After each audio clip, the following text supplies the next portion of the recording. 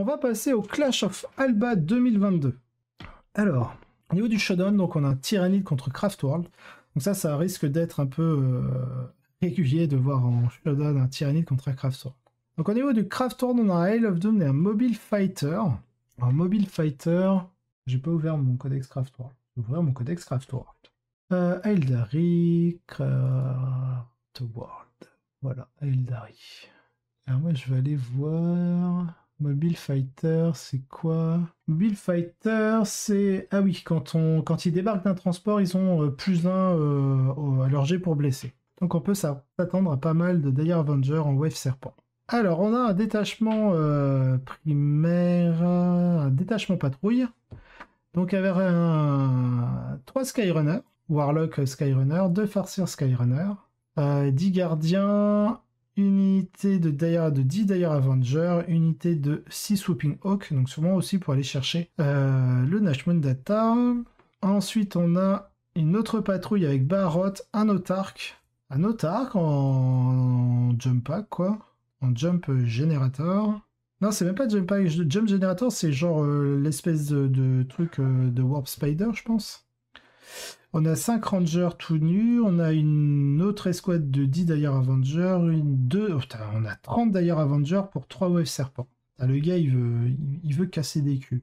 Et on a 2 x 7 Windrider avec des catapultes Shuriken, on a un Warwalker avec double canon Shuriken. Et donc il a joué contre Inès Wilson en Tyrannide, donc Inès Wilson qui est aussi un excellent joueur d'Iron Hands, il me semble, en plus. Je crois que je l'ai déjà vu en Iron Hands. Alors là, on joue Léviathan. On a une patrouille, 2 patrouilles. Ok, première patrouille, on a un Neurotrope avec le Synaptic Tendril, mais il n'a pas la barbe de résonance. On a le Winged Dive Tyran à l'Obliterax et la biologie. Attends, Alien Biologie? C'est soit Alien Cunning, soit Adaptive Biologie. Faut choisir entre les deux. Je pense que c'est l'Adaptative Biologie. Attends, c'est simple. L'autre Dive Tyran, il a quoi? La Moclo? Non, il n'a pas de trait. Du coup, ok, on a 2 x 3 guerriers tyrannides, tous en double Bone Sword Flèche Hook, qui s'en fout du Lash Whip. On a en Ocelot 5 tyrans garde, Adrenal Gland pour protéger les Hive Tyrans. On a une unité de 3 zoanthropes. On a un Death Sleeper avec l'Alien Cunning, donc je confirme, c'est l'adaptive biologie ici. On a un Malceptor, donc là classique, on a 2 Carnifex, on a les mêmes stuff, hein, Heavy Venom Cannon, les 2 Carnifex Crushing Claw et les... Ah non, lui il joue en Crushing Claw. Comment ça s'appelle Carnifex. Ah non, lui il joue en Crushing Claw pour avoir le D3+3. Là où moi je joue en Sightseeing Talon. D'accord. Et l'Unansed Sense, donc à 130 points, classique. On a 2 harpies avec les 2 canons venin. L'une avec l'invue à 4 et l'autre avec le Synapse. La troisième patrouille, on a un Hive Tyran 10 gargouilles. Bon, avec la Moclo of Tyrax, il n'a pas mis le Heightened Sense pour avoir la full... Bah non, il s'en fout, il a le Lash Whip, de toute façon. Il s'en fout de la full roll des touches. Ok. Alors, écoutez, on va prendre le tout.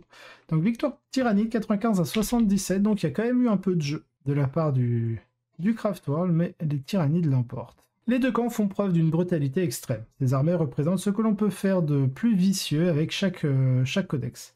Les monstruosités hyper efficaces du côté tyrannide font face à un mur cauchemardesque de shuriken de la part des Aeldari. Et les deux camps doivent vraiment respecter ce que l'autre peut faire. Les Dire Avengers de Isle of Doom avec +1 au jet pour blesser feront de la viande hachée de presque tout ce qui se trouve dans la liste des tyrannides sur lesquels ils peuvent tirer. Mais les canons à venin des harpies détruiront brutalement beaucoup de choses du Craftworld à leur tour.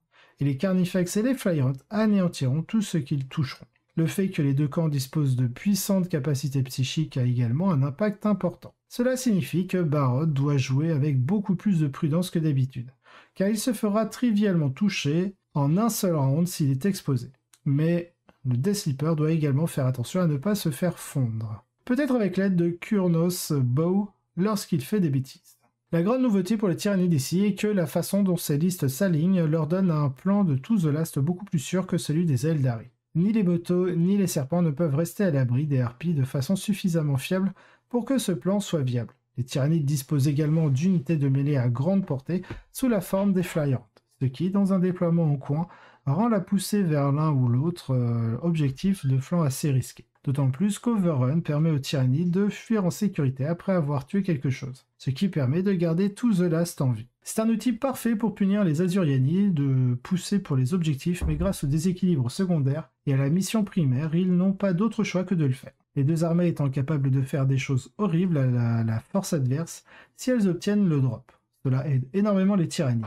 Les Craftworlds sont obligés de prendre l'initiative et de jouer agressivement, mais ils ne vont pas pouvoir maximiser leurs dégâts en le faisant, permettant aux tyrannides de construire un avantage insurmontable au fil du temps. Comme toujours, quand Inès gagne des trucs, je peux aussi tricher et lui demander ce qu'il s'est passé, bien que dans ce cas, j'avais compris que le déséquilibre to the last était un gros problème avant. Bien sûr, les Azuriani ont été forcés de prendre l'emprise, le rituel psychique en utilisant Focus Will et Quicken pour l'exécuter de manière fiable et sûre, et la Retrieve Nourishment Data en To the Last, emprise et bannière, engageant les Azuriani dans une posture agressive qu'ils ne pouvaient pas maintenir. Les tyrannides ont commencé en premier, ce qui n'est pas bon dans ce jeu, car les deux forces peuvent contre-attaquer brutalement. Mais Inès a joué très prudemment, confiant dans le fait qu'avec le temps, la partie pencherait inexorablement en sa faveur, bien que, comme vous pouvez le voir, l'équipe du Craftworld ait fait un score très respectable.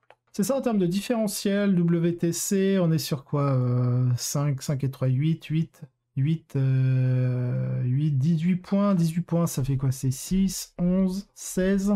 16, il a tapé un les 21, donc on reste sur le 16, donc ça fait 3, ça fait 13 à 7 pour le Tyrannide, donc ça reste une victoire, mais pas exceptionnelle. Yep, Asténia. Et là, par contre, vu que le Tyrannide joue Léviathan, il y a aussi un problème par rapport aux plus 1 pour blesser quand tu débarques, c'est-à-dire que quand tu tires sur des guerriers qui, de toute manière, tu les blesses pas en dessous de 4+, ou des créatures synapses en tout cas, ou tu ne les blesses pas sous 4+, bah des fois ton plus 1 pour blesser, au mieux tu vas blesser sur 4+, donc ça change pas réellement le plan en termes de résistance du côté du tyrannide. Le fait de jouer double harpie et d'avoir le T1 avec autant de canons venin, bah ouais, ça met un peu en PLS de l'Azuriani, surtout si sur ses dés du destin il n'a pas réussi à avoir de nombreuses sauvegardes.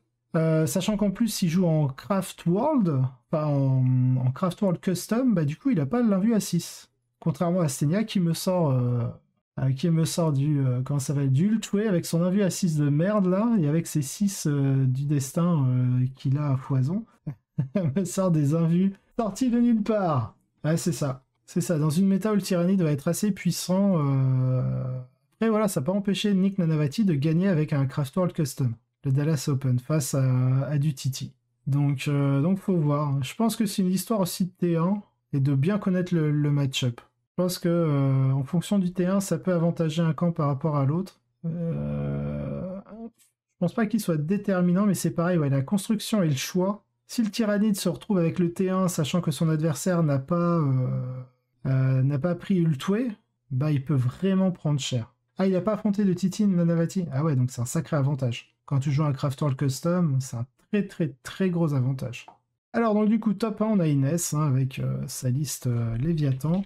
Je veux dire vraiment, qu'est-ce que vous attendiez d'autre d'Inès à ce stade? L'unité de garde tir en supplémentaire rend To the Last encore plus fiable ici. Et le tir supplémentaire des Carnifex par rapport à certaines autres listes signifie que les deux tirants peuvent se permettre de construire pour la mêlée. Cela signifie que le contre-punch de cette liste, si un adversaire devient trop agressif contre elle, est sauvage, et elle a encore tous les autres avantages. Comme on pouvait s'y attendre, Inès a fait preuve d'une grande efficacité, et vu le nombre d'événements auxquels il va apparemment participer ce mois-ci, je suis sûr qu'il sera de retour dans la rubrique bien assez tôt. Ensuite, en deuxième, on a quand même du Grey Knight, 28 paladins en Wardmaker. Alors attendez, Wardmaker, on a vu tout à l'heure. Wardmaker, c'est quoi le Wardmaker? Le stratagème 1 CP... il peut remplacer un pouvoir psy. Le pouvoir psy, c'est une malédiction sur l'unité ennemie jusqu'au début de sa prochaine phase de psy. L'unité affectée perd toutes ses auras, ok. Et le trait de seigneur de guerre, c'est sur un test psy de 8+, ou égal à la charge warp. On peut pas tenter de deny. Oh, ça c'est fort. Pour fiabiliser contre les deny... Ah oui, ça c'est fort. À chaque test psychique qui est fait par le seigneur de guerre, si le résultat du test est un résultat non modifié de 8+, et que la valeur est plus grande ou égale à la valeur de charge warp, votre adversaire ne peut pas tenter de deny. Oh, ça peut être fort. Du coup, sur certaines actions psy, on peut pas deny s'il fait un bon jet, enfin, s'il fait un 8+. 8+, c'est quand même c'est la moyenne, mais c'est la moyenne supérieure. Donc c'est pas non plus du 100% sûr de le faire, mais ça peut être intéressant. Par contre, 28 paladins. Ah, c'est chaud, frère. Alors ensuite, on a Death Guard en 3ème place. Shooty Death Guard with lot of Plagueburst Crawler et des Volcons, ok. Protégé par du Death Shroud. On a un Craftworld donc, que l'on a vu. Et on a encore un Tyrannide, mais cette fois-ci en Behemoth, avec 2 grosses unités de guerriers, supportées par les meilleurs monstres, ok.